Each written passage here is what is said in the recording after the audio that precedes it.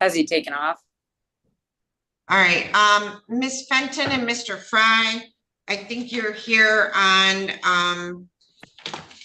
an A file. We are about 45 minutes behind due to staff shortages. So I would ask that you log back on about 10:40. Thank you. Thank you. Okay, let me get Mr. Bradish's file.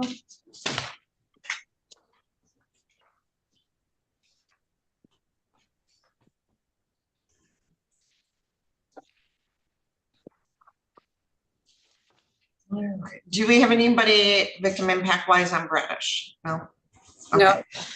Okay, so this is in the matter of the people of the state of Michigan versus Jeremy Allen Bradish. Is it Bradish or Bradish, sir? Bradish. Thank you.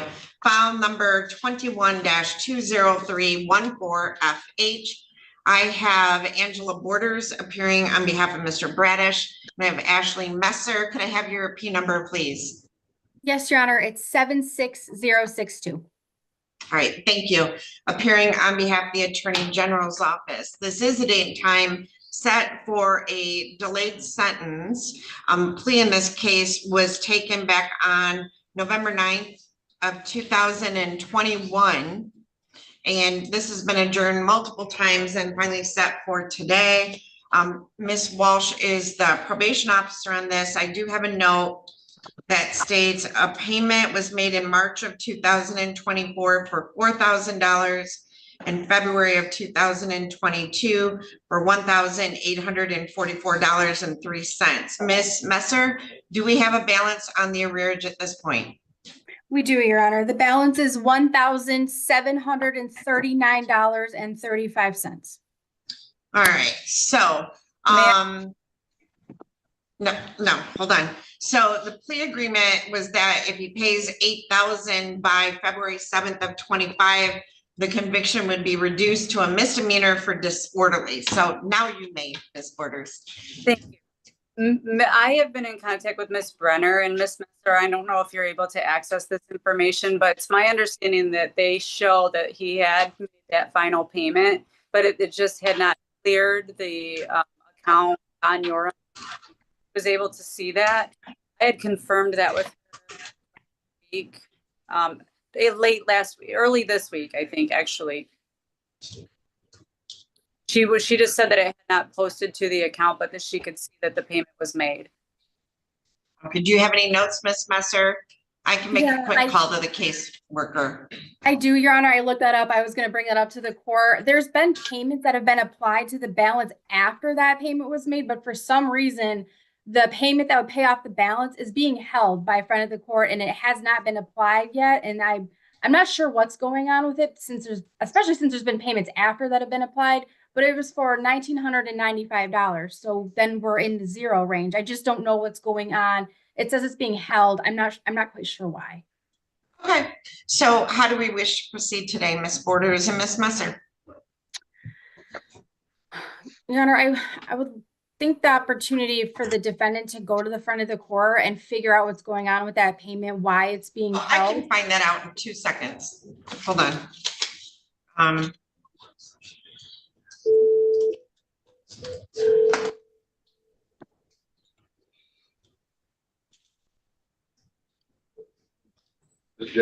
Mr. Vasquez. This is Judge Ansloan, and I'm on the record on a case. And I was hoping you could explain a procedure to me. I'll give you the file number. It's 21-20314FH. 21-20314. Yes, sir. Oh, no, that's my felony case. I'll give you the last name. I'm sorry. Jeremy Bradish. B-R-A-D-I-S-H. And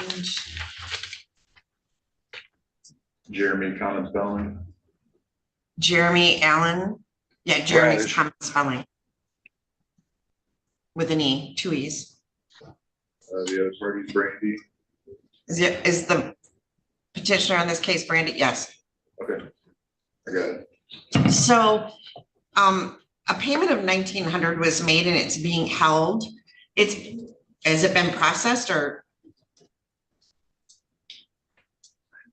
So we think there's a zero arrearage. But the AG's office said there was like a payment made and it's being held and they're not sure why.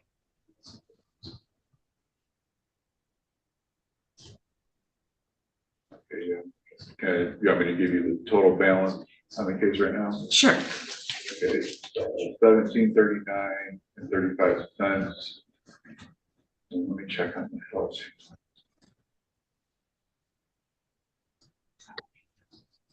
Was that 1,900 made in cash or how was that paid? Did you pay that in cash, Mr. Bradish, or? Yes, how I you pay did. it? Yes, I did. $1,995 I paid in cash. I have the receipt. Oh, no, that's all I needed, cash. Okay, I'm showing it is pending and being held, large payments like that, and it was just made, it looks like on the 13th of February. So I know counting has to do that manually, and it takes a little bit longer for larger payments like that, so. Okay, but it'll be applied to this case. Let me see. It should be, I don't show it, being split up, but, until it's applied, I won't know that, but it is pending on this. Okay, awesome. Thank you. No problem. Bye-bye. So yeah, it's being held because it was a large sum of cash, and so it goes to our accounting department and it will be applied. Perfect. All right. So I think then my position would be the arrearage is zero with that payment applied. So then I would like to proceed with the other part of the agreement and the entry of the conviction for the disorderly person. Okay. All right. No objection to that, Ms. Borders. No, that was the hopes. All right, can I proceed to sentencing then? Yes, Your Honor. All right, so Mr. Bradish, have you had an opportunity to read and review the pre-sentence report? No, I don't know. We haven't Okay, pre-sentence report for this file. We did a long time ago regarding, Oh. but there was some confusion about that as so well. Mr. Bradish, what I'm gonna do on this is fines and costs because it's been reduced to a misdemeanor. So anything that was recommended in that pre-sentence report is gone. So just to give you an update, because it's a misdemeanor at this point, there's gonna be state costs and like $50 and $75, I think. So what I'll be sentencing you to is a crime victim rights fee of $75 and a state cost of $50. So do you need more time to speak with your attorney about the sentence? Well, I guess, when do I have to pay that? Is that all I gotta do is pay that $50 and $75? You gotta pay the $50 and the $75 within 45 days. I got no problem. I can do that. I can So my actually, question to you was, do you need time to speak with your attorney? no, I don't think so. Okay, are you satisfied with your attorney and the advice that she has given you?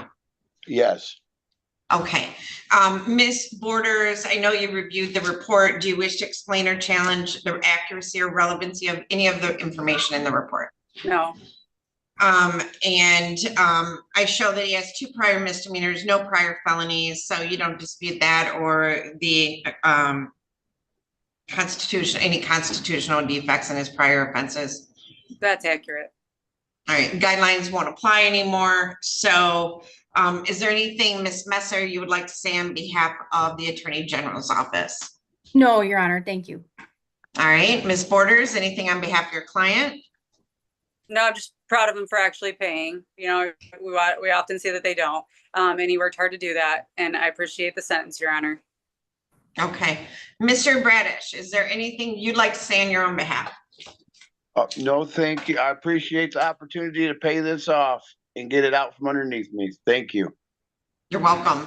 So, Mr. Bradish, as your attorney referenced, we have quite a few people that fail to pay child support and end up charged with felonies as they should be, because you, woman or man, you have an obligation to support your children.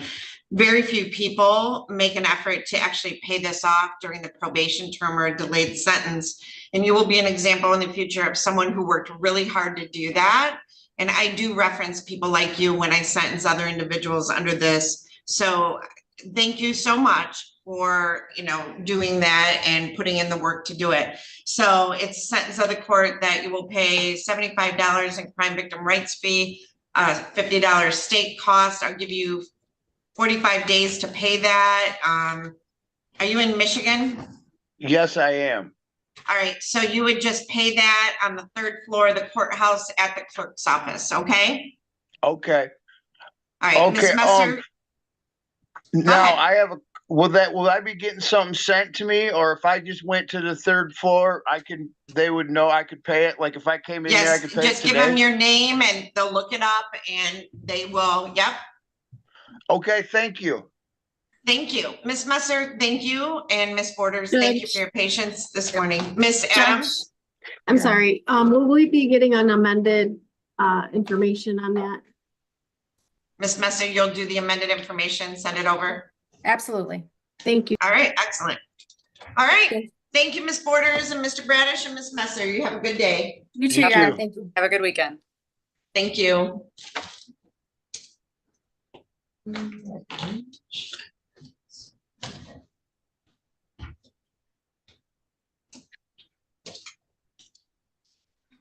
No, okay, so I got Michael Dagger-Margosian, I got,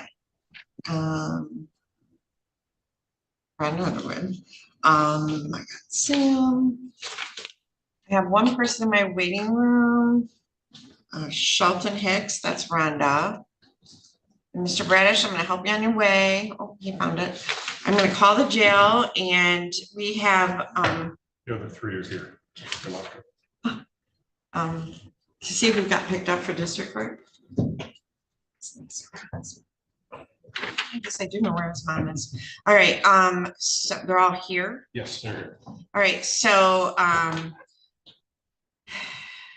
Mr. Edwards, Mr. Madrid, and Mr. Mauer are here. Mauer should be in the jail. No, they're all in No, person. they're in person. They're in lockup. Oh, they're here. Oh, Yeah. okay. I didn't know what talking. So you're ready then. All right. So who do you have? Your Honor, I have Mr. Rowley here, Mr. Kapnick is in the hallway, and then Mr. Edwards is ready, but he's in Lockup. lockup here. Okay, so Mr. Rowley.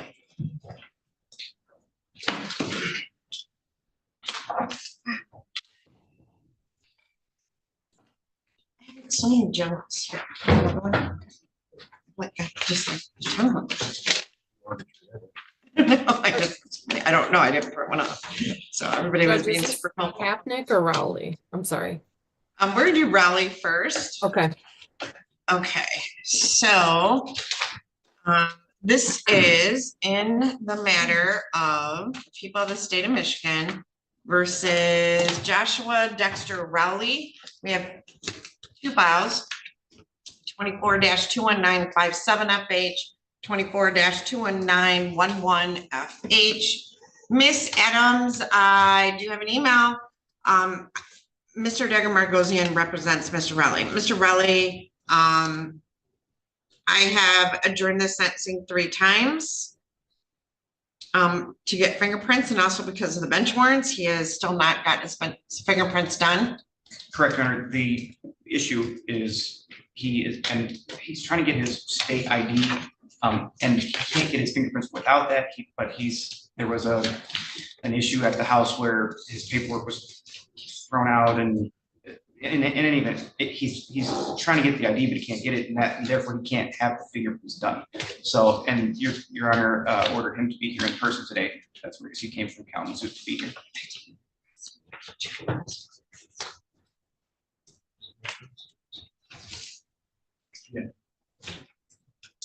Are you currently employed? I actually just got a job, yes, ma'am. Well, I can get his fingerprints if I can put him in custody. Well, I'd like to avoid that, but obviously, I mean, he did have his finger, I know the court is frustrated with the process, obviously. He did have his fingerprints originally when he was arrested. I think they only did them on one file. Yeah, I think that's right.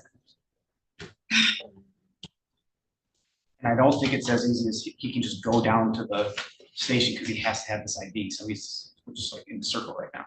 No, I've actually tried to go down there with the paper stating that I got in for my ID, and I had a digital picture of my old ID, and they wouldn't take that either. So But you've been waiting in the mail for it to be mailed to you for like. yes, I was. And then the gentleman, it was my niece's address that I was using, and her boyfriend threw my mail out. She told me. So it got there. He just threw it away.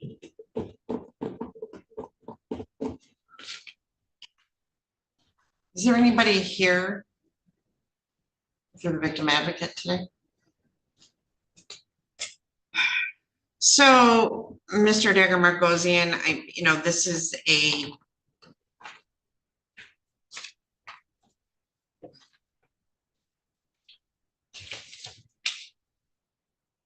so have you gone back to get another copy?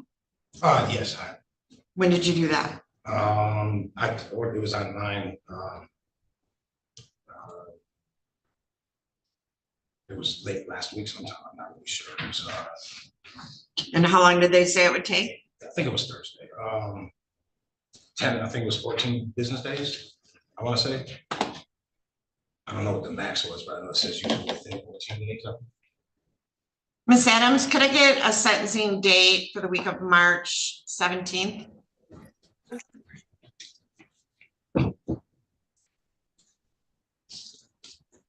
And I'll need notices, please. We could do Friday, March 21st at 8:15. Are you available? Yeah, that's fine. All right, so Mr. Rowley, I'm going to set this for March 21st, at 8:15.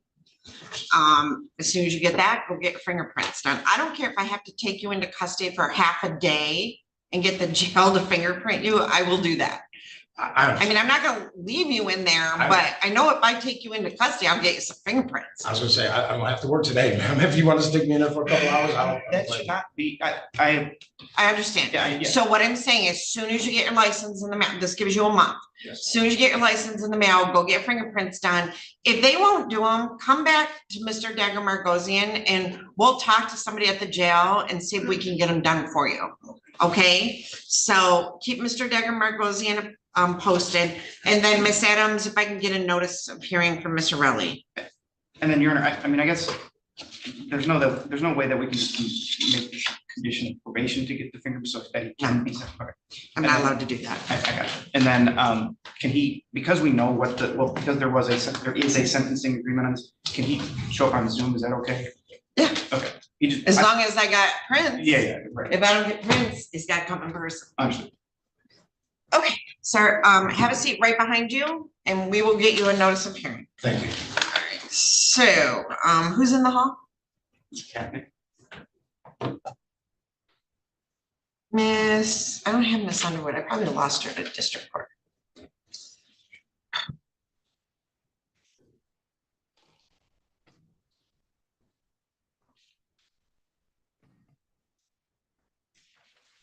Have anybody making a statement on Captain? Mr. Dagger Margosian, we emailed to you an updated statement this morning. You received that? I have, yes. Are you on this one?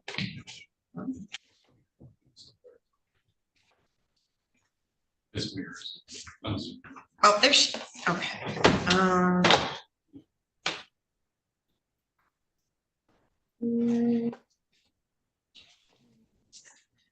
Could you stand at the podium, please? I'm sorry, district court, you sit down. Circuit court, you sit up. I don't know. And Judge, no victim appeared. I just would like to make a statement, but that's why I'm on Zoom, just because I knew she wouldn't be there. And if we could remember, we use initials. Yes, yeah. All right, good luck. So this is in the matter of the people of the state of Michigan versus Jeffrey Lee Kapnick II. We have file number 24-21720FH. I have Michael Dagger Margosian appearing on behalf of Mr. Kapnick, who is present in the courtroom.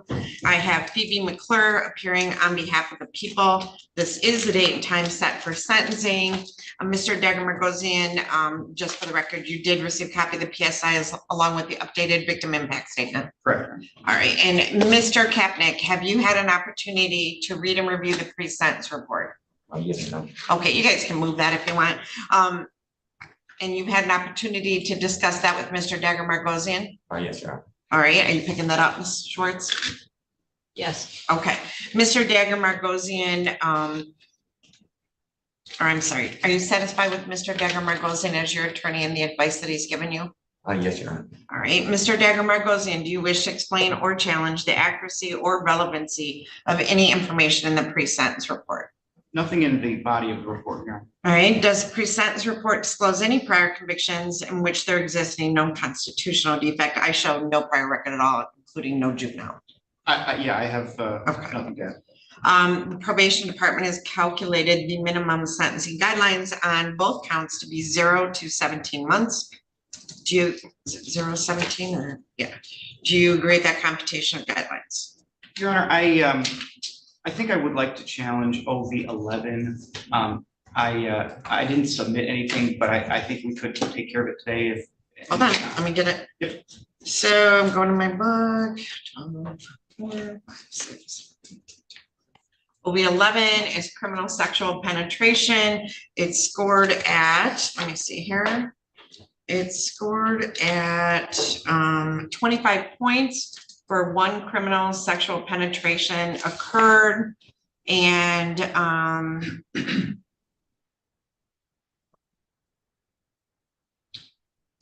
okay, and Miss McClure, I'll let you get there. Yep, I'm here.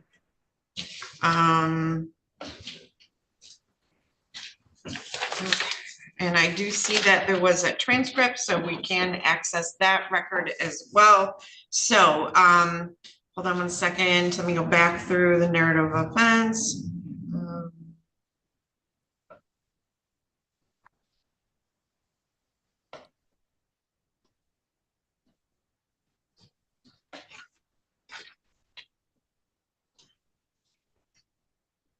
All right, so there was an interview where the victim indicated that her father had forced her to perform oral sex on him and had penetrated her vagina with his finger. So I'm going to presume that was the score for that. So Well, go ahead. so for OV 11, Your Honor, there needs to be a penetration additional to the sentencing offense, and it must arise out of the same course of conduct. In this matter, the date range of offenses are fairly unclear. I mean, the information lists it as 12/16/2020 through 2/15/2023. At the exam, the victim stated that there were 3 incidents, but that they occurred on separate dates, and that in my reading of the transcript, there was not a showing of an additional penetration additional to the sentencing offense on each of these 3 convictions. So for that reason, I think it's improperly scored. It should be 0. All right, so OV 11 scores all sexual penetrations of the victim by the offender arising out of the sentencing offense. Criminal sexual penetrations of the victim of the sentencing offense, which did not occur during that offense, may be scored in OV 12 or OV 13 where appropriate, pursuant to the instructions for those variables. Points are not to be scored for the one penetration that forms the basis of a 1st degree or 3rd degree criminal sexual conduct sentencing offense. Talks about rubbing of the vaginal area.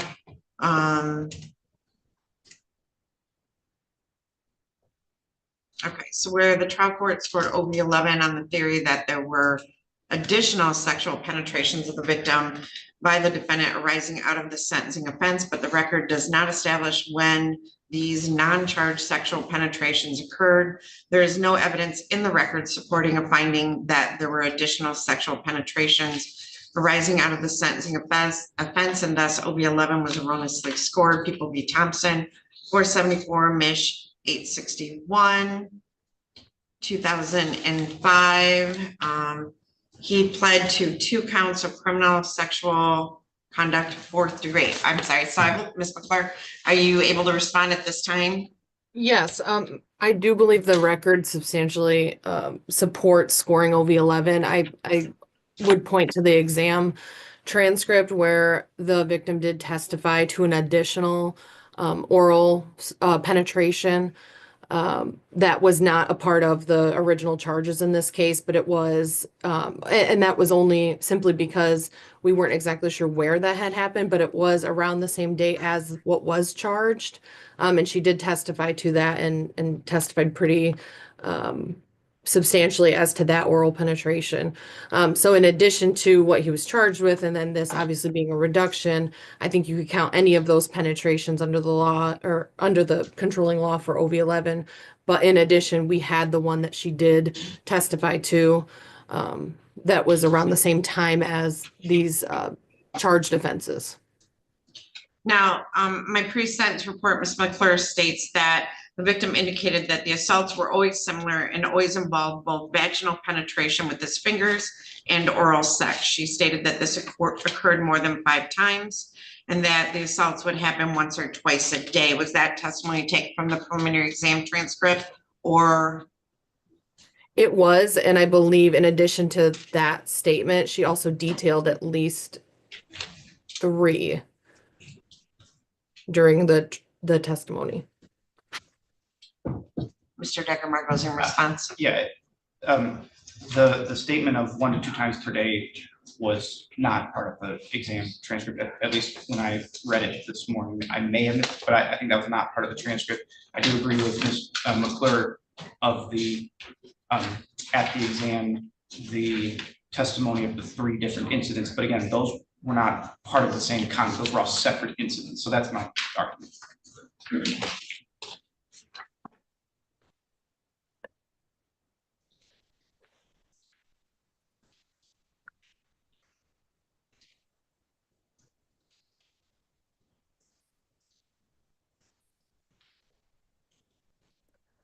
And I didn't review the transcript, Judge, but I did review my notes from the exam where at least my recollection was that she testified to 3 separate penetrative incidents.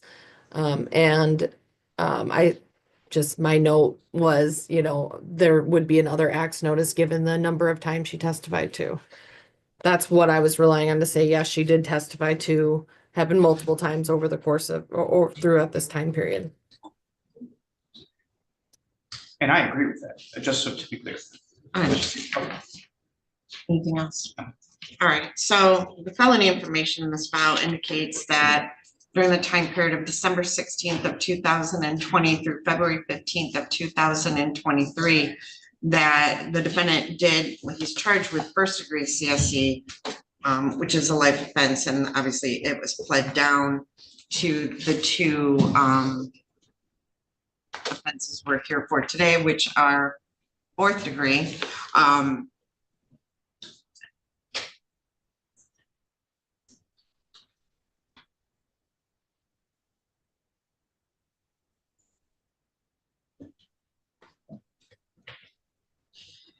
We do have preliminary exam transcript testimony from the victim that there were more than 3 at least digital or oral penetrations. Therefore, I believe that under People v. Thompson 474 Mish 861, there was evidence on the record to support a finding that there were additional sexual penetrations arising out of the sentencing offenses. I am going to leave OB 11 scored that way. So any other objections? No, thank you. Okay. So I will leave the guidelines scored at 0 to 17 on both counts. All right, did you have any objections to the guidelines, Ms. McClure? No, thank you. All right, so before the court passes sentence, is there anything, Ms. McClure, you'd like to say on behalf of the people? I have read the victim impact statements. Okay, so just to elaborate on that, and I know I've made this spiel kind of in front of you before, Judge, in these types of cases, and I know looking at what the charge defenses were and kind of the facts that were alleged here, and then looking at what the plea bargain charge was.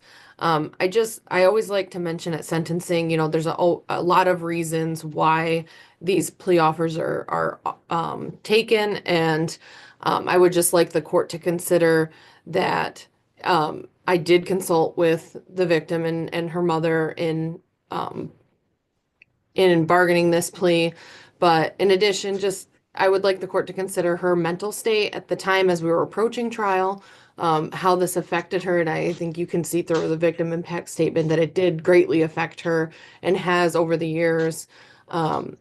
And I think it would have done more harm than good to have her testify at trial. She did testify at the preliminary exam, but again, that was a couple of years ago. So by the time we were approaching trial, I think it would have been somewhat of a setback. And I considered that in making this plea offer. I know the recommendation here is that he serve 1 year in the Lenawee County Jail with 8 days for credit. I just think given where we were at when this plea was taken and prior to the trial, I would ask the court to defer that jail sentence. I think that would be more appropriate given why we had to make this plea agreement. I know that's uncommon for me to ask, but I would just like the court to take that into consideration. I do think it's a fair recommendation, and typically in these cases it would be fair, but in this case, I would just ask that maybe that be deferred and all other sentences as recommended would be imposed. Well, I'm sure that just took the wind right out of your sails, Mr. Tuggermer goes in to ask for no upfront jail. Your Honor, I did speak in length with Ms. McClure on this matter. I agree with what she stated. I'm not going to elaborate the point, but I will say that, you know, we were prepared to move forward with trial. In speaking with Mr. Kapnick and in conducting the exam, as diplomatic as I can be, I was skeptical of the case. And so Mr. Kapnick didn't want to put his daughter through this again. And so for all those reasons, that's how we've landed with this agreement. So I guess I would just ask the court to follow the proposal by Ms. McClure of the suspended or deferred, however we want to label it, incarceration. This court has heard me make objections to provisions 4 and 5. I know where the court stands on that, so I'll just note that for the record. But other than that, Mr. Kapnick is, as the court saw in the PSI, there's no criminal history of any kind. He is working. He wants to move forward from this. So I'm asking the court to follow that the people's recommendation. All right. Anything you'd like to say in your own behalf? I'm sorry, Ms. McClure, go ahead. Okay, just a brief response. Just that I don't want the plea offer or the sentence here to reflect that I guess the state does not believe the victim in this case. And that's not what my position was at all. And I do hope that the defendant does take accountability for his actions and that at some point issues an apology to the victim and her mother in this case. Thank you. Okay. Anything you want to say on your own behalf, Mr. Kapnick? Not really, no. All right, it is determining the appropriate sentence in this case. The court has considered the seriousness of the offense, your history, the principle of proportionality, the statutory penalty, the cost of confinement, the sentencing guidelines, the report and recommendation of the probation department, as well as what has been said upon the record at this hearing. The criteria and reasons for the sentence are the nature and gravity of the offense, the discipline appropriate to its commission, deterrence against repetition by you and by others, the potential for reformation, vindication for law, and protection of society. It is the sentence of the court that you will be placed on probation for a period of 5 years with the Michigan Department of Corrections. You are going to pay $750 in court costs, $130 crime victim rights fee, $136 in state costs. That's two combined there, $60 DNA fee, $30 per month supervision fee, and $60 per month if we have to put a tether on you. You are to remain active on the Michigan Sex Offender Registry for life. School safety zone restrictions will be ordered. You are to have no contact with the victim in this matter, directly or indirectly. You are to have no contact with children aged 17 years or younger. You must enter and complete sex offender treatment. I'm going to defer the 1 year in jail that I was going to order based on the recommendation of the prosecutor's office. And I will give you credit for 8 days, but understand if you violate probation, not only could you be looking at a year in jail, you could potentially be looking at up to 17 months in prison. Do you understand? Yes, Your Honor. Your attorney, and you should be grateful to your attorney. He worked out a very good deal for you. During the terms of probation, not to violate any criminal law of any unit of government. As I said, no contact with anyone under the age of 17, complete treatment. Now, your attorney objected, as he always timely does on these cases, to the restrictions that you can't reside, work, or loiter within a school safety zone, or defined as 1,000 feet of school property, developmental kindergarten through 12th grade. Unless you need an exemption, you're not to be within 500 feet of parks, municipal swimming pools, playgrounds, childcare centers, preschools, arcades, or other places primarily used by individuals age 17 or under. I am going to order those terms, but I do note that your attorney did make that objection. As I said, you're required to register. Make sure you're in compliance with that. Failure to do so could result in another felony. You are not to have any access to the internet using any device prior to completing and signing the MDOC Internet Use Agreement. You can't leave the state without the consent of this court, which you would get through your probation officer. You're not to use or possess alcohol, use any illegal controlled substances, and you are to test as required by the probation department. You must report monthly or as often as they require. And if you have police contact, move, or lose a job, you need to let them know right away. Failure to do so could result in a violation of probation. They also have the right to search your person, your property, your vehicle, your residence, your computer without the need of a warrant if they have reasonable cause to believe that you have items which violate the conditions of your probation. So, Mr. Jones, when do you want him to report? Next Tuesday's fine. What time? Whenever works best for him. Okay, so you need to report between 8 and 12 next Tuesday morning, all right? Now, my bailiff's gonna hand down to you the notice of right to appellate review. You're gonna initial and date the top copy for our records to acknowledge you received the paperwork. The other copies are for you. If you wish to appeal your sentence, you would fill out the information on the form and mail it to the address listed on the form within 42 days. Ms. McClure and Mr. Degemer-Gozine. Thank you. There's no jail, right? No, I deferred it. Okay. No days deferred, just zero. You didn't say any days deferred, just zero. I gave him 1 year jail deferred with Oh, 8 okay. days credit. Thanks. I'm keeping really good notes too. Okay. I missed that. All right, is there anybody else in the courtroom here for sentencing or waiting for an inmate? Got people to the Edwards room. Okay, is he here? He's in jail. He's in the back. Oh, can we have Mr. Edwards? First. Record should reflect I received back signed copy of the notice of right to appellate review. I mean.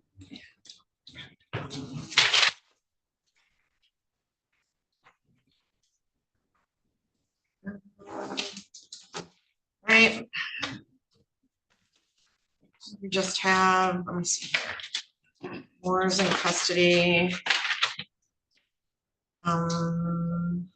Madrid is in custody. Barrage in jail. No, she's not on the jail sheet. You know where Miss Barrage is? I don't, she had a district court case today, so I'm gonna go check there after. Mr. Moore, what's our status on Colleen Barrage? She's at recovery court, so. Oh, that's a good question. Give me a second, please. I just don't know if she's absconded from recovery court or.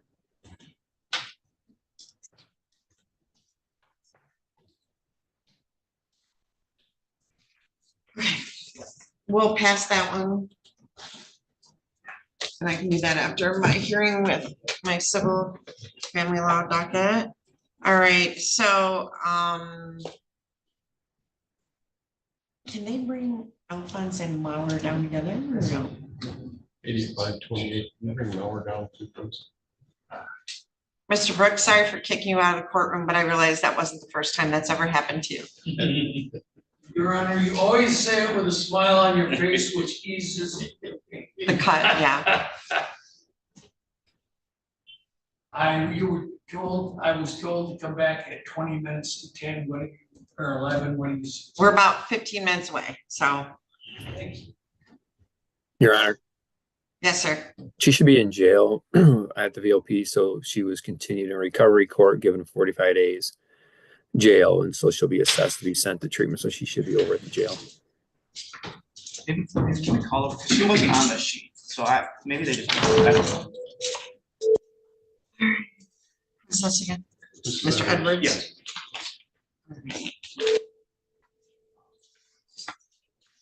Mr. Edwards, if you can just stand. Hi, this is Judge. What'd you say your last name is? Cavatos. Are you related to Karina? Well, that depends which one. Okay, well, the one that's my friend, but anyway, so do you have Colleen Barrage at the jail? I believe so. Last I checked, you did. Okay, thank you. Yep. Bye. Yeah, that's it. Bye-bye. Okay, so this is in the matter of the people of the state of Michigan versus Alphonse Eugene Edwards, file number 24-21995FH. I have Isaac Sneed appearing on behalf of the people, and I have Michael Dagger-Margosian appearing on behalf of Mr. Edwards.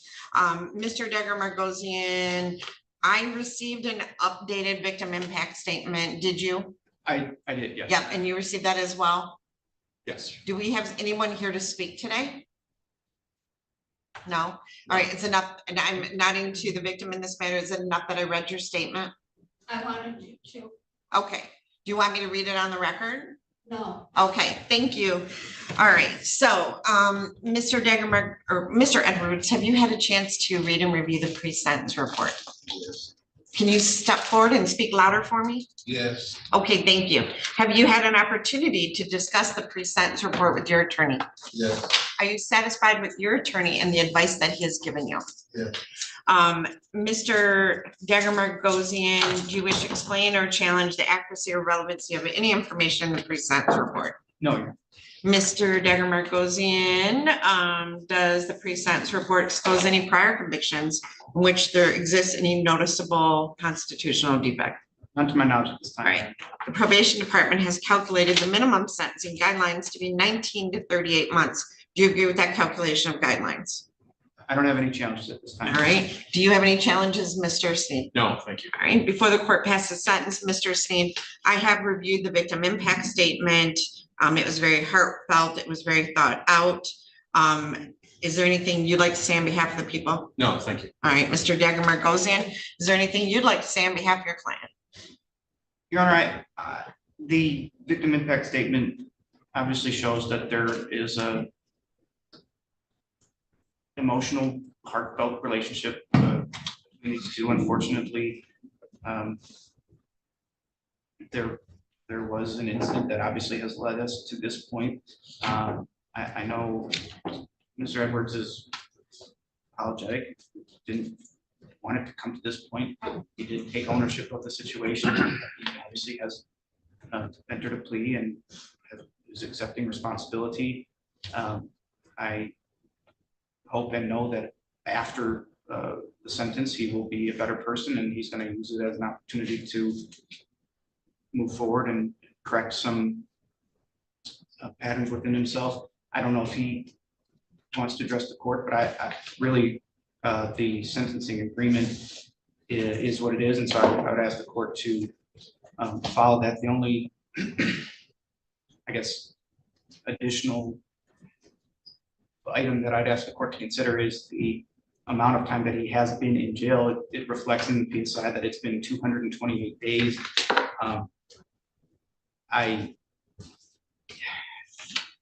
The parole, Mr. Edwards being on parole at the time of the offense, may preclude him from receiving that, but if there is any possibility of him receiving that, then I would ask the court to consider that or take it into account some other way, even though there's a sentencing agreement. So I just wanted that to be put on record. Mr. Moore, he was on parole. Yes, he's on parole, Your Honor.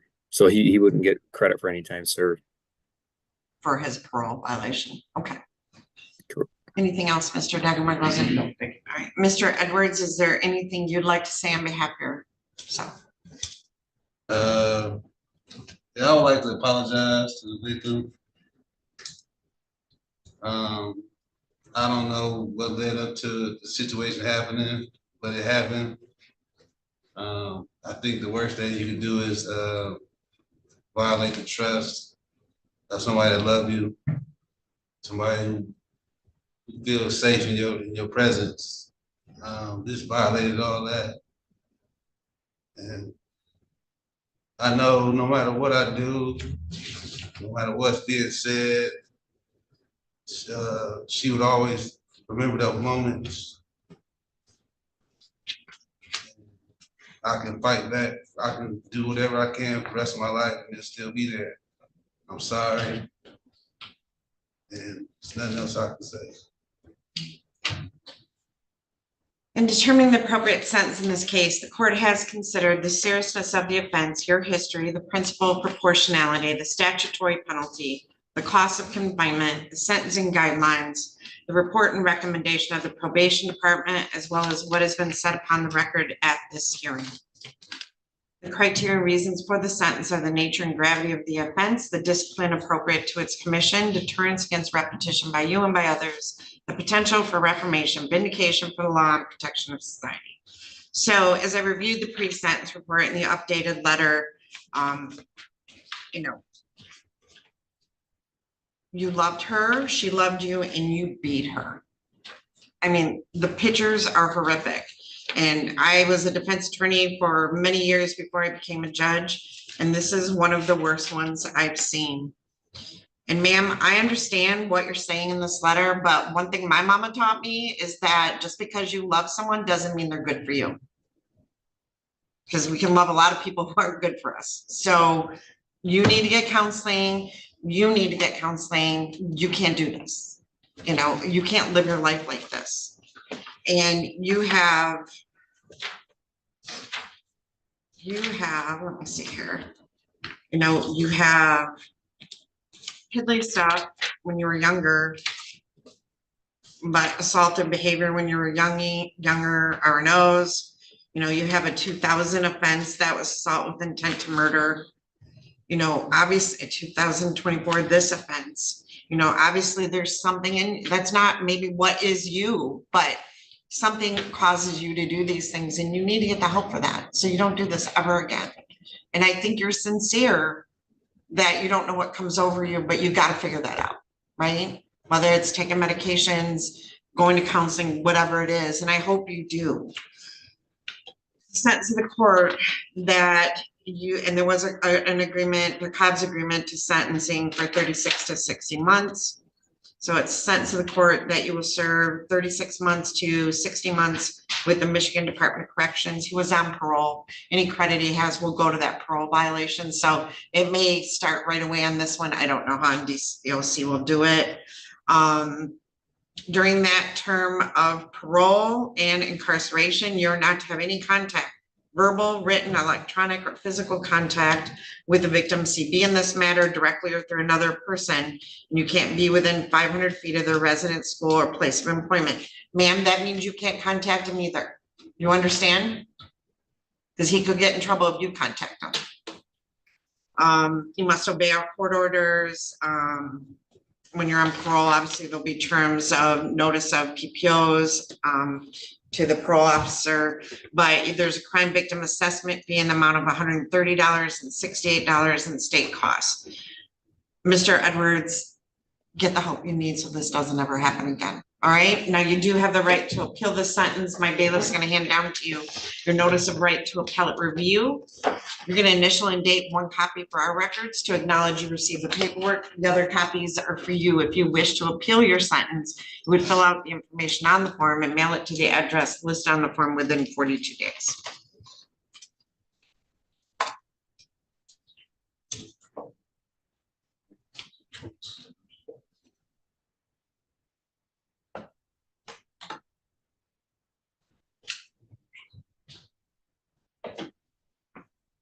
Mr. Moore, can I order that he participate? Like, will that help him to be able to participate if I order programming for him?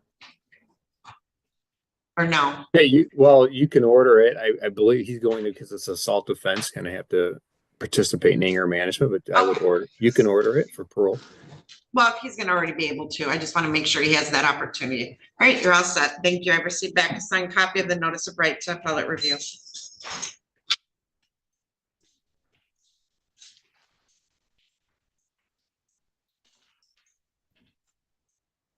All right, Mr. Mauer. Can I run downstairs? Okay. Who's the defense attorney for him? Sam. Sam, is that? Yeah, now, Mr. Degamar, she's in jail. I'm not gonna be able to see her till about 11, so you go be you. Okay, thank you. Becky, if you can let the jail know, we'll see Colleen Barrage around 11-ish. All right, so, all right. This is in if you can just talk in the hallway, please. Thank you. This is in the matter of the people of the state of Michigan versus Jonathan Remington Mauer, file number 24-22005FH, 24-22006FH, 24-22007FH. I have Salvatore Malaro appearing on behalf of Mr. Mauer, and I have Isaac Sneed appearing on behalf of the people. Ms. Holly is present from the Michigan Department of Corrections. Mr. Malaro, you received a copy of the pre-sentence. I did, Your Honor. All right, Mr. Mauer, have you had an opportunity? Pull that microphone closer to you, please. All right, Mr. Mauer, you've had an opportunity to read and review the pre-sentence report. I've looked at most of it, yes, ma'am. Has Mr. Malaro explained it all to you? He's explained what I needed him to, yes. Okay, is there anything else that you wanted to review with Mr. Malaro? Because you have the time if you want to. No? No, I don't. I'm just ready to get this over with, whatever it is. I've been in this county for 18 months. Okay. I'm just ready to do whatever. Okay. Are you satisfied with Mr. Malaro as your attorney and the advice that he's given you? Yeah. All right, Mr. Malaro, do you wish to explain or challenge the accuracy or relevancy of any information in the pre-sentence report? We do not, Your Honor. Mr. Steen? No, thank you. All right, Mr. Malaro, do you wish to, or does the pre-sentence report disclose any prior convictions in which there exists any known constitutional defect? Not to my knowledge, Judge. All right. So we start at the top. Count 1, file number 24-22005FH. Probation Department's calculated minimum sentencing guidelines to be 14 to 29 months. Count 2, on the felonious assault, guidelines were calculated 12 to 24 months. Count 3, assault with a dangerous weapon, 12 to 24 months.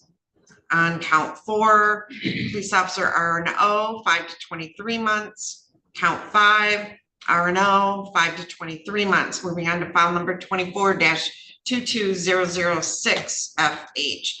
Count 1, felonious assault, 12 to 24 months. And file number 24-22007. Count 1, carrying concealed weapon, 10 to 23 months. Count 2, carrying with unlawful intent to 10 to 23 months, and count 3, larceny in a building, 5 to 23 months. Do you agree with the calculation of guidelines? We do, Judge. All right. Before the court passes sentence, Mr. Sneed, we don't have anybody wishing to speak today. But is there anything you wish to say on behalf of the people? Not this time. Thank you. All right, in this case, your client did plead no contest to these offenses, and that was, obviously that report reflects that. Mr. Malaro, is there anything you wish to say on behalf of your client?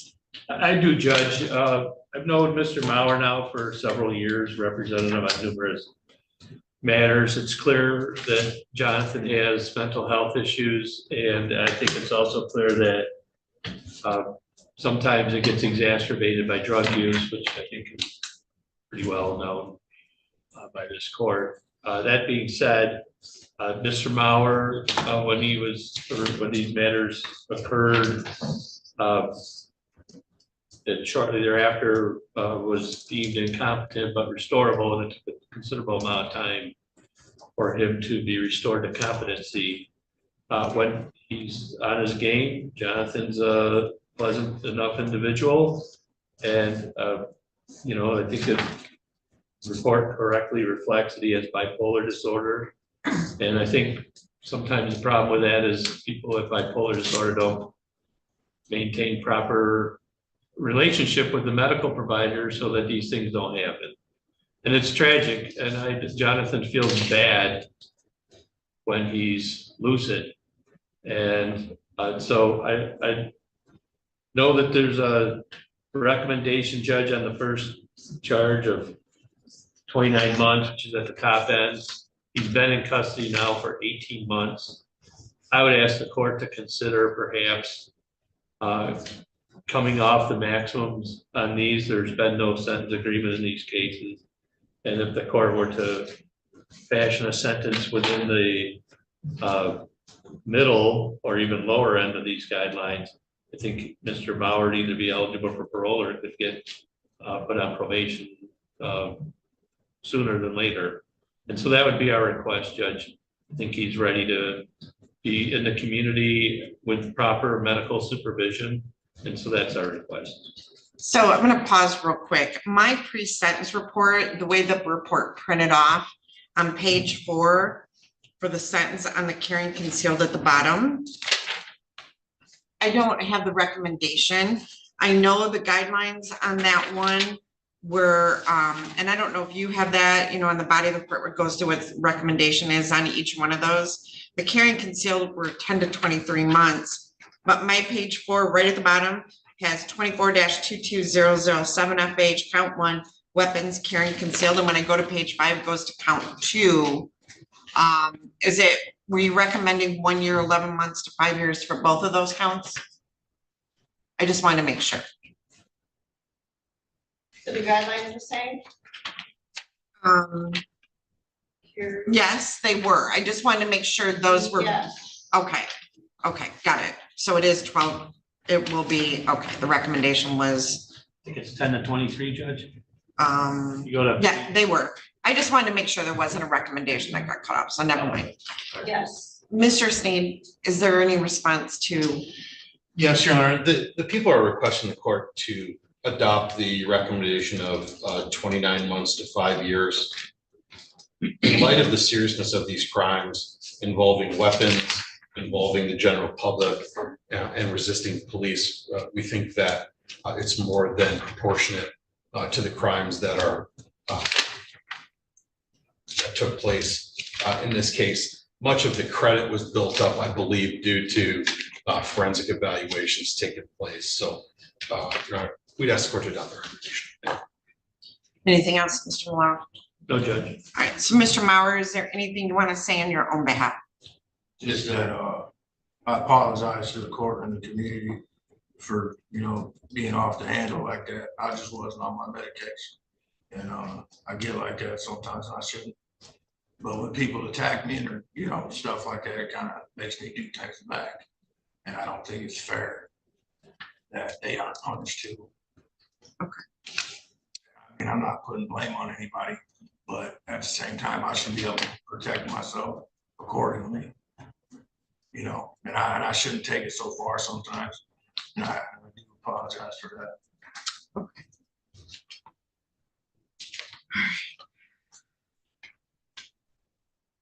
So, Mr. Mauer, I appreciate that you recognize your medications are important. You do have a long history of assaultive offenses, and I'm going to guess that probably flows with that. So in determining the appropriate sentence in these cases, the court has considered the seriousness of the offense, your history, the principle of proportionality, the statutory penalty, the cost of confinement, the sentencing guidelines, the report and recommendation of the probation department, as well as what has been set upon the record at this hearing.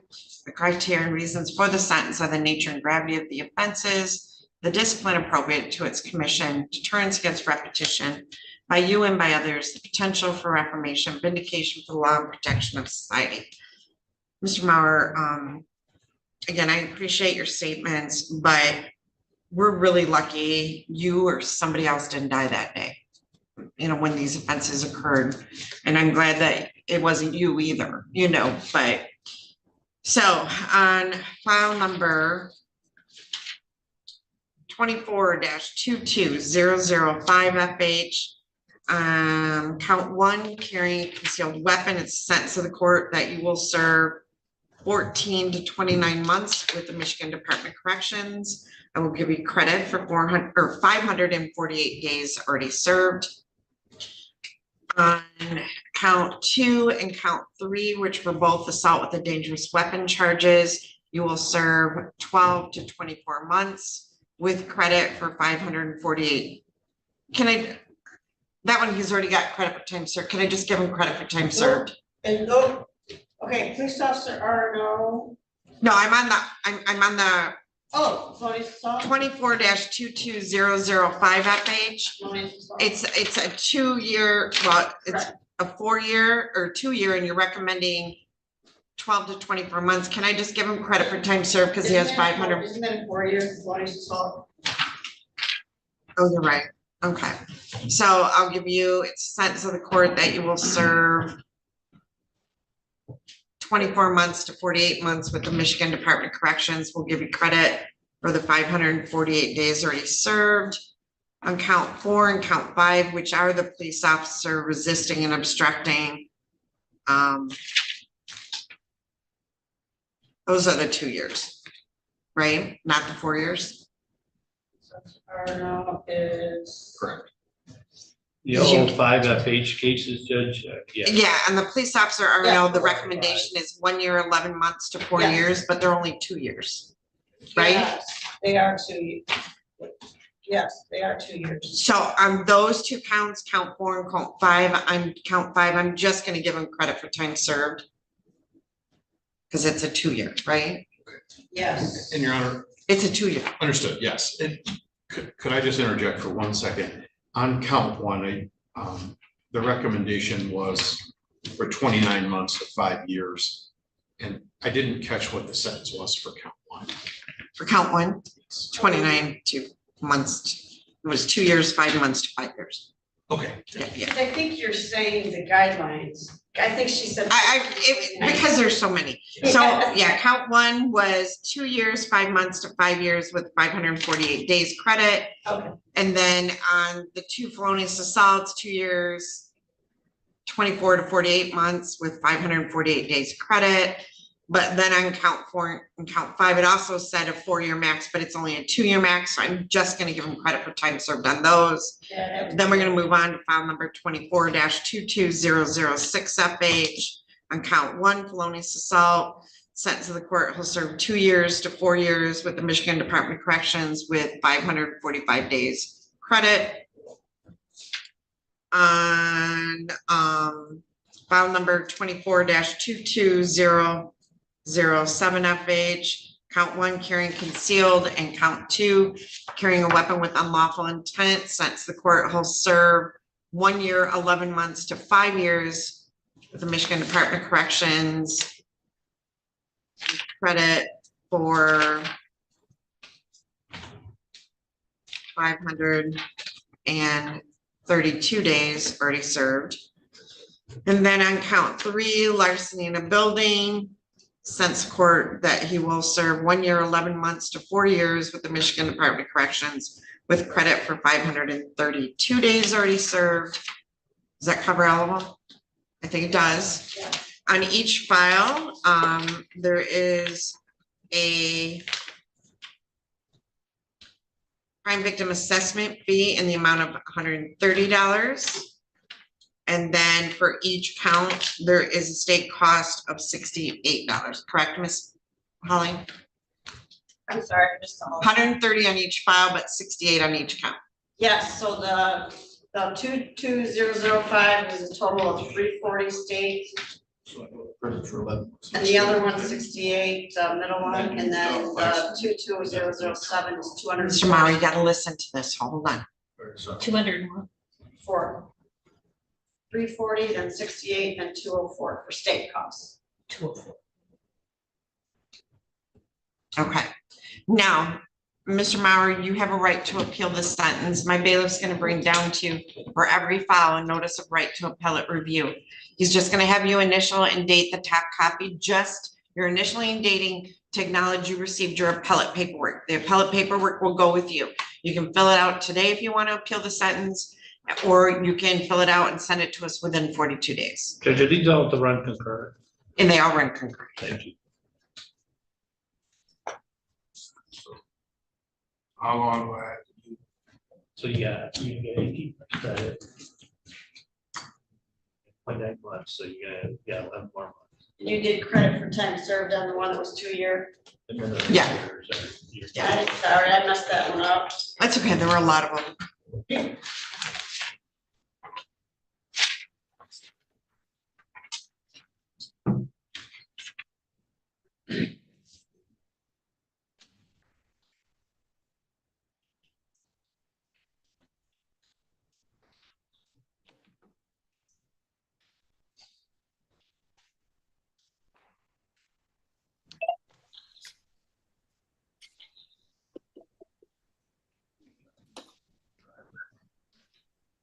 Okay, so.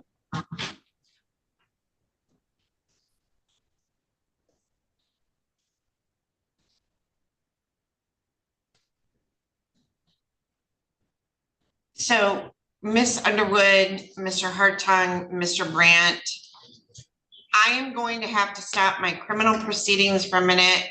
Mr. Iddings, it shouldn't take long to do the review, or will it?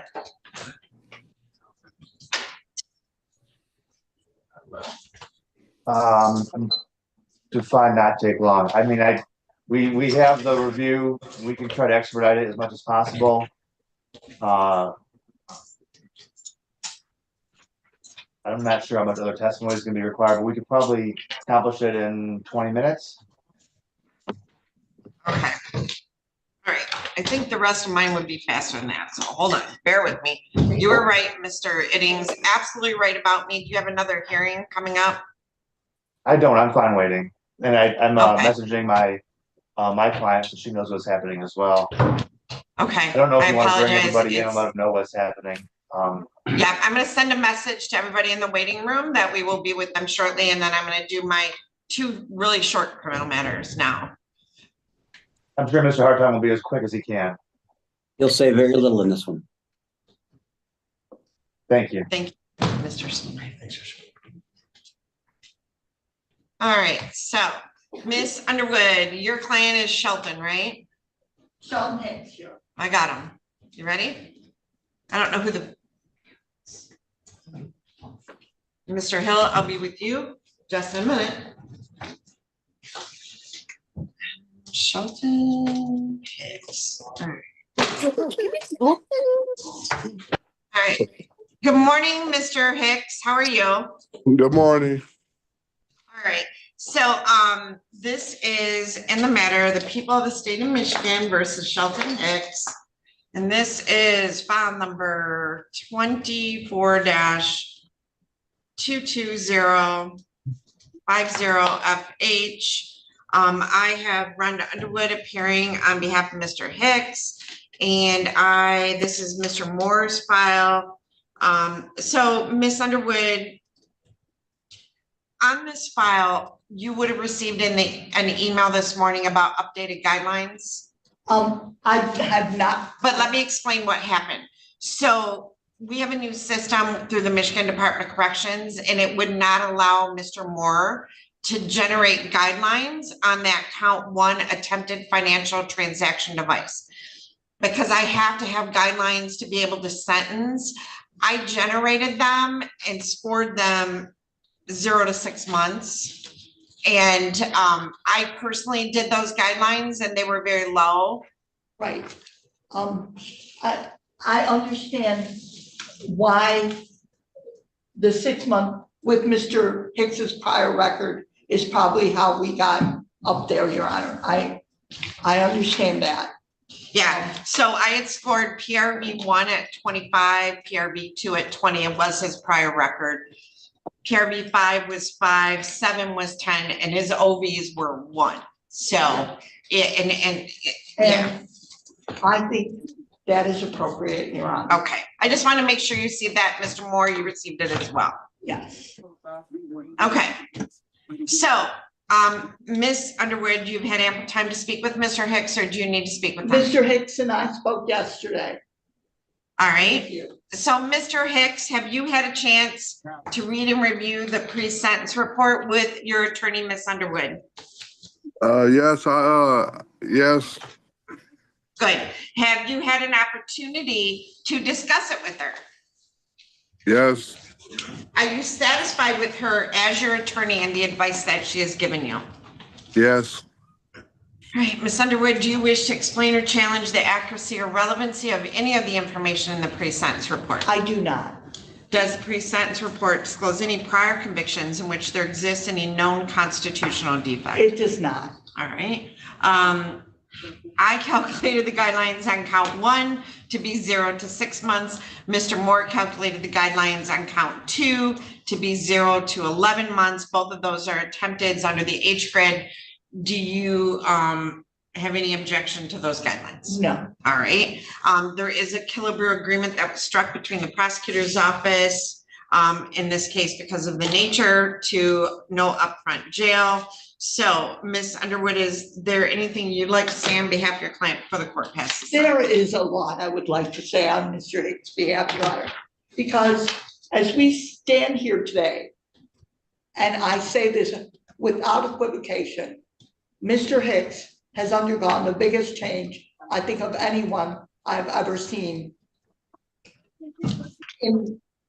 since I've been standing here, Your Honor. Mr. Hicks was incarcerated. Mr. Hicks was declared incompetent. Mr. Hicks was very incompetent, Your Honor. I cannot tell you the time I spent with Mr. Hicks at the jail. Mr. Hicks, by the grace of God, was medicated and retained and restored to competency, but not until after he spent, I think, close to 200 some days in jail, Your Honor, waiting. 184 is what I have. Yeah. Mr. Hicks, Your Honor, took this plea, went home to a new baby that he had while he was incarcerated, which is incidentally gorgeous. I've seen her. And Mr. Hicks lives in Toledo. Mr. Hicks, unlike some of my clients, Your Honor, actually called when this was coming up. Mr. Hicks is doing so well, Your Honor. I understand the recommendation is probation, and that's more than appropriate. But I think it should be a very short probation, because when you look at the case, Your Honor, there isn't, Mr. Hicks has already served most of the time on both these. I'm gonna give him 12 months. And Mr. Hicks, is there anything you'd like to say to the judge? Mr. Hicks, do you have anything you want to say to me? I want to say thank you for giving me another chance to be with my family and get myself together. All right, thank you. All right, in determining the appropriate sentence in this case, the court has considered the seriousness of the offense, your history, the principle of proportionality, the sentencing guidelines, the report and recommendation of the probation department, as well as what has been said upon the record at this hearing. The criteria and reasons for the sentence are the nature and gravity of the offense, the discipline appropriate to its commission, deterrence against repetition by you and by others, the potential for reformation, vindication for the law, and protection of society. The court does recognize that at some point, Mr. Hicks was struggling with competency. He is now competent. He is following through on the things he needs to do to maintain that. and not have this happen again. It's a sentence to the court that you'll be placed on probation for a period of 12 months. During that term of probation, Mr. Hicks, you're not to violate any criminal laws. You are living out of state, is that correct? Yes, ma'am, in Toledo, Ohio. Okay, so not that far, kind of a suburb of us, but, so you're gonna have to come in person and meet with Mr. Moore to prepare the paperwork to transfer your probation. During your term of probation, you're not to use any alcohol or any illegal controlled substances. You're gonna be required to test as required, complete any assessments as required, and follow any other provisions of your articles of probation. Understand you're not to engage in any assaultive behavior. They have the right to search your house if they have reasonable cause to believe that you have items which violate the conditions of your probation. So are you currently licensed, Mr. Hicks? No, ma'am. Okay, so understand you cannot drive an automobile. Do you understand? Until you either get a valid driver's license and then permission from Mr. Moore. Do you understand that? Yes. Okay, there is credit for 184 days already served in the Lenawee County Jail, a crime victim assessment fee in the amount of $130. Are you employed right now? No, ma'am. I'm But I gonna can, order, okay, I can- I'm I only can gonna pay that. order. Okay, I'm gonna reduce your state court cost to $350 from $750.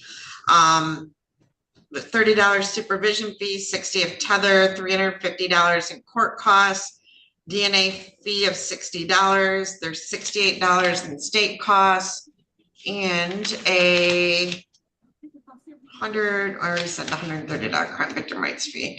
All right, and then Restitution. yep, I'm getting to that one. So on the unlawful driving away of an automobile, the attempted, again, the probation for 12 months, credit for 184 days already served. There is $675 in restitution that has to be paid. So understand that gets paid first, and then there's $68 in state costs. Mr. Moore, if he pays restitution in full, I'll waive the court costs, all right? Okay. Because I suspect he may be applying for SSI, and then there's $68 in state costs. So, Mr. Hicks, the address, let's see here, trying to get.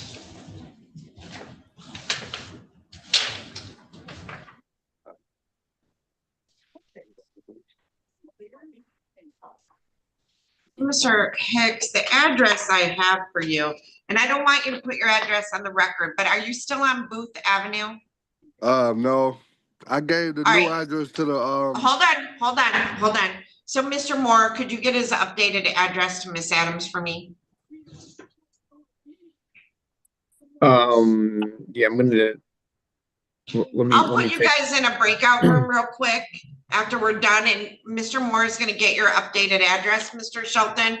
Okay. We're gonna mail to you an envelope, and in that envelope will be 3 copies of your notice of right to appellate review, along with a self-addressed stamped envelope to me. So the first copy will be marked where they want you to initial it and date for each file. Okay, so there'll be 2 that you have to initial and date, fold them up, put them back in the self-addressed envelope, and put it in the mailbox to come back to me. The other copies are for you. If you wish to appeal your sentence, you would fill out the information on the form and mail them to the address on the form within 42 days. Do you understand that, Mr. Hicks? Yes. If you don't want to mail them back, you can always bring them to Mr. Moore. But Mr. Moore is going to give you instructions to report to see him next Tuesday, and you guys can start the process of transferring out. It's $100 to transfer probation. Is that correct, Mr. Moore? It's 200, but if we have an issue, we can request to waive it. Okay, so you'll talk to Mr. Moore Tuesday morning. I'm gonna give you a breakout room with Mr. Moore so you can chat real quick with him, all right? Okay. And he'll get that address, and then we'll mail that out to you. All right. Good luck, Mr. Hicks. Go ahead and Okay. join that breakout room, and when you're done, you can just hang up. All right, so we are back on the record now with Mr. Hill. So let me get Mr. Hill's file. Record should also reflect, I received back signed copy of the notice of right to appellate review from Mr. Mauer. Here's Mr. Hill's file. I have Mr. Madrid. I don't even know when we're gonna get there. What do you got going on downstairs? I finished it all up. Want to bring him down? It should only take a few minutes. Yeah, all right, here's my Hill file. All right, so this is in the matter of the people of the state of Michigan versus Rodney Lamont Hill, file number 24-21703FH. I have Alfred Brandt appearing on behalf of Mr. Hill, P38586. And then I have Douglas Hartung appearing on behalf of the people, 36616. This is again, the time for a plea. You're lucky, Mr. Hill, that you're always very conscientious and you always show up and communicate, and you had logged in the morning.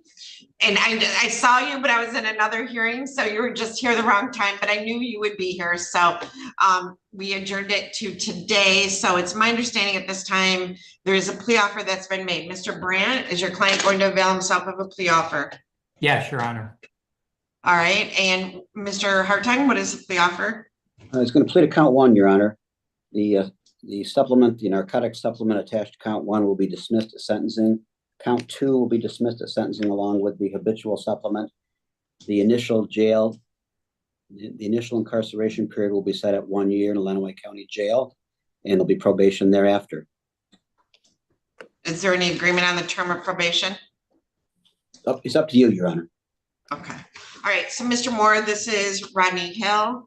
The plea offer is he's going to be pleading to count one with no drug supplement. Count two and count three count two would be dismissed.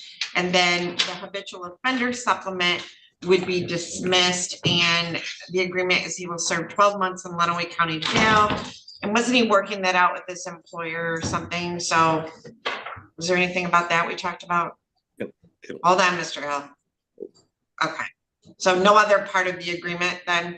Okay. No, Your Honor. Okay, and then he'll have a term of probation after that, Mr. Moore.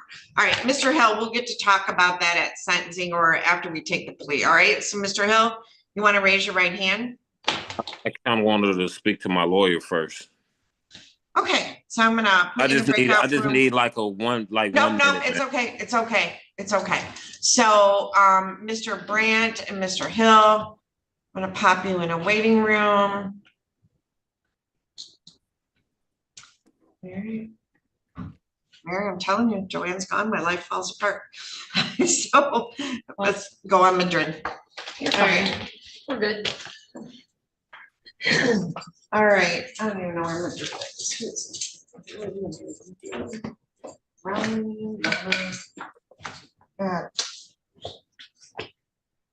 All right, Alejandro Madrid, okay. This is in the matter of the people of the state of Michigan versus Alejandro Luis Madrid, file number 23-21441FH. This is the date and time set for a probation violation sentencing. Ms. Underwood, you received a copy of the probation violation report? We did. All right, Mr. Madrid, you had an opportunity to read and review the probation violation report. Are you satisfied with Ms. Underwood as your attorney and the advice that she's given you? Yeah, speak up for me. Yes, ma'am. Okay, very good. Ms. Underwood, do you wish to explain or challenge the accuracy or relevancy of any information in the probation violation report? We do not. All right. Before the court passes sentence, is there anything you want to say on behalf of Mr. Madrid? Mr. Madrid, thanks the court and the recovery court team very much for the opportunity to go back into recovery court. We think that's an appropriate response to this matter, Your Honor. I think he got overwhelmed and scared, and that happens. So we understand the recommendation, and we truly hope it doesn't take very long to get Mr. Madrid a bed. All right, Mr. Madrid, anything you want to say on your own behalf? I just want to say that I am grateful to be in this recovery court. Like I'm like, I kind of wanted it to like be like up on my game, to know that I'm gonna have these drug screens more and more help. Like I've been telling my friends, it feels like kind of like probation for dummies a little bit, and I'm excited for that. But, yeah. Okay. I just want to say thank you for the You're welcome. chance to be here. So, Mr. Madrid, the recovery court program is amazing, and I don't take any credit for it because the people that are involved in the program, I have seen them change people's lives. So, but you have to remember, as part of this, you don't get to leave programs. I don't care what happens. You have to ask permission to leave. And we're very reasonable, but until you fix yourself, you can't be a good family member, right? And you're on that path. So it's sent to the court that your probation will be continued. You'll serve 45 days in Lenawee County Jail, credit for 9 days. And as soon as we can get a bed, we will release you to inpatient. You are to obey and comply with all the rules and regulations of inpatient treatment, and you're not to leave until you complete it or you're given approval by the probation department. All right, so you do have the right to appeal the sentence. My bailiff's going to hand down to you your notice of right to appellate review, initial and date, 1 copy from my records, the other copies are for you. And if you wish to appeal the sentence, you would fill out the information and mail it to the address listed on the form within 42 days. Thank you, Your Honor. Thank you. I believe that's my. Yes. Mr. Daggermark goes in. Would it be possible to do 1:30 or sometime this afternoon? Yeah, whatever works for you. I'll just be on Zoom if that's okay. 1:30? Sure. Okay, thank you. Okay. All right, the record should reflect I received back paperwork from Mr. Madrid. Good luck to you. Thank you. I'll see you when you get out. All right. Okay, so in the matter of, let's go. Oh, Mr. Hill. I don't know what I did with your stuff. Okay, so we're back on the record in the matter of Rodney Lamont Hill. So, Mr. Brandt, your client wanted to speak with you. Have you had ample time to speak with them? Yes, Your Honor. All right, how do you wish to proceed today, Mr. Brandt? We will avail ourselves of the plea offered by the prosecuting attorney. All right, so Mr. Hill, you want to raise your right hand for me? Do you solemnly swear or affirm to tell the truth, the whole truth, and nothing but the truth? Yes, ma'am. All right, so you have heard the statement of your attorney and the prosecuting attorney. Is it your intention to plead guilty to count 1, controlled substance, delivering manufacture of cocaine less than 50 grams? Now it carries a maximum penalty of up to 20 years and $25,000 fine, but you understand there is an agreement that you will serve 12 months in Lenawee County Jail and probation. So is it your intention to plead guilty to that count? Hold on. Is it a possession or is it delivery? Because I thought I was charged with a possession with the intent. So it's possession with intent. So the way the statute reads, it says controlled substance, delivering manufacture of cocaine and less than 50 grams. But then the statute continues on that says did possess, it's a PWID. So possess with intent to deliver less than 50 grams. Okay. Yes, ma'am. Okay. And so it's your intention to plead guilty to that count, sir? Yes, ma'am. Are you satisfied with Mr. Brandt as your attorney and the advice that he has given you? Yes, ma'am. All right, there has been a sentencing agreement placed on the record, but neither the prosecutor, the defendant, nor anyone on the defendant's behalf has discussed terms of probation or fines and costs with the court. Is that correct, Mr. Hartung? Yes, Your Honor. Mr. Brandt? That is correct, Your Honor. And does that sound correct, Mr. Hill? Yes, ma'am. All right, so if a guilty plea is accepted, there will be no trial. This means that you'll be giving up rights you would have had at trial. I'm going to explain those rights to you now to make sure that you understand them. You have a right to a speedy public trial by jury. You may ask for a non-jury trial, and if the prosecutor and court agree, you can have a non-jury trial. You have the right to be presumed innocent until proven guilty beyond a reasonable doubt. You have the right to have the prosecuting attorney prove beyond a reasonable doubt that you are guilty, and you do not have to prove anything. You have the right to be present at trial and have witnesses against you appear at your trial and to ask those witnesses questions. You have the right to have the court order any witnesses you have for your defense to appear at the trial. You have the right to remain silent during your trial, not to have your silence used against you. However, you also have the right to testify at your trial if you want to testify. Do you understand that if your plea is accepted, you may be giving up the right to appeal issues that would otherwise be appealable if you were convicted at trial? Do you understand that, Mr. Hill? Yes, ma'am. Drop Mr. Moore. All right. Do you understand that if your plea is, any appeal from the conviction and sentence pursuant to the plea will be by application for leave to appeal and not by right? Do you understand that? Yes, ma'am. If you are not a citizen of the United States of America, a conviction of a crime may result in deportation, exclusion from admission to the United States of America, or denial of naturalization. Mr. Hill, do you have any questions about the rights that I have given to you? No, ma'am. All right. So, Mr. Hill, how do you wish to plead to the charge that on or about February 2nd of 2023 in the city of Adrian in the county of Lenawee that you did commit the offense, count 1, controlled substance, delivery, manufacture of cocaine less than 50 grams, and that you did possess with intent to deliver less than 50 grams of a mixture containing the controlled substance cocaine? Guilty or not guilty? Guilty. Has anyone made any threats or promises to you to get you to plead guilty to this charge? No, ma'am. Do you understand if I accept this plea, you will be giving up any and all claims that your plea is given as a result of promises or threats that were not disclosed to the court on the record during this hearing, or that it was not your own choice to enter the plea? Do you understand that? Yes, ma'am. Is the prosecutor or defense counsel aware of any promises or threats or inducements other than the plea bargain to induce the defendant to plead guilty? Mr. Hartung? No, Your Honor. Mr. Brandt? None, Your Honor. Other than the agreement that was placed on the record, Mr. Hill, has your attorney promised you any particular sentence or estimated what your sentence will be? No, ma'am. Is it your own choice to plead guilty? Yes, ma'am. All right. So, Mr. Hill, on February 2nd of 2023, were you in the city of Adrian in the county of Lenawee? Hold on. You said February? February 2nd of 2023. No, I think that date is kind of wrong. I think that's supposed to have been like in August. Let me look. Hold on. Mr. Hartung, I'm looking. I'm looking too. to- Hold on. He's correct. It should Warren. be, Mr. Hill is correct. It should be August 2nd.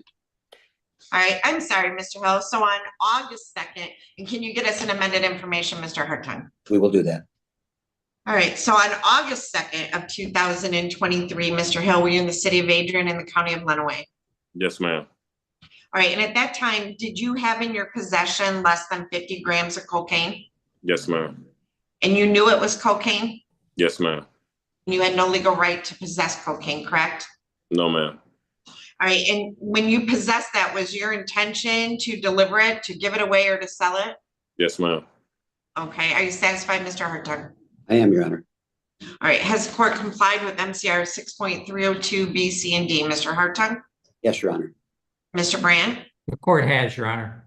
All right, I accept the plea. It's been given understandably, voluntarily, and accurately. The defendant has full knowledge of his rights. He does have competent counsel. This court has made no agreement regarding the possibility of a plea or possible sentence in this case with the prosecutor, the defense attorney, the defendant, or anyone acting in the interest of either of them. Ms. Adams, what date can I use for sentencing? Judge, we are using April 11th at 8:15. All right, so Mr. Brand, are you available April 11th at 8:15? Now, Mr. So if I Brand, could just briefly I was going to address tell that you date. that obviously Mr. Hill has to be in person, Yep. but if you two decide that you can zoom in, that's between the two of you. Yes, Your Honor. My client has asked the court, with all the courtesy the court has given him, he is finishing up a project for his employer that will take about 60 days. I've explained to Mr. Hill that he can't Mr. be Hartung, asking- any objection to a sentencing date 60 days out? No objection. Okay, so Ms. Adams, could I get a date about 70 days out so you can finish up the job and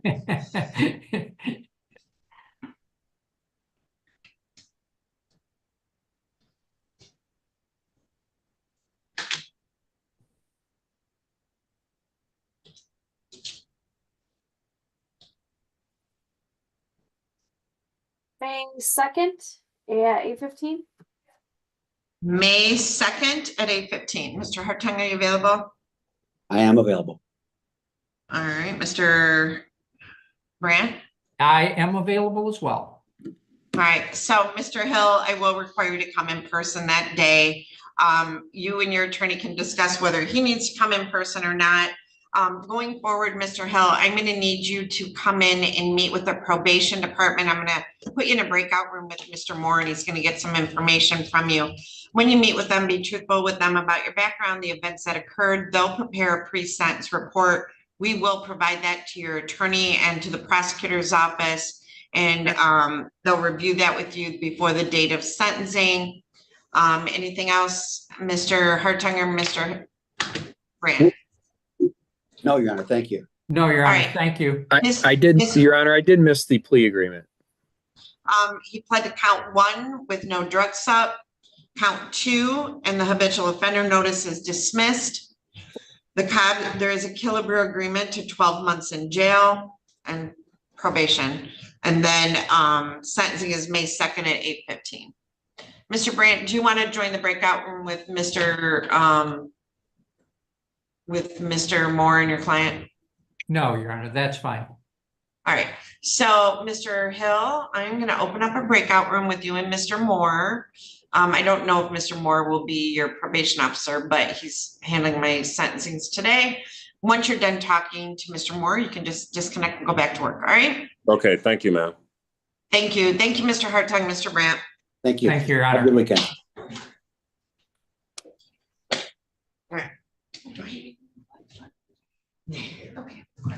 All right, so now I'm going to go off live feed to handle a juvenile matter. Mr.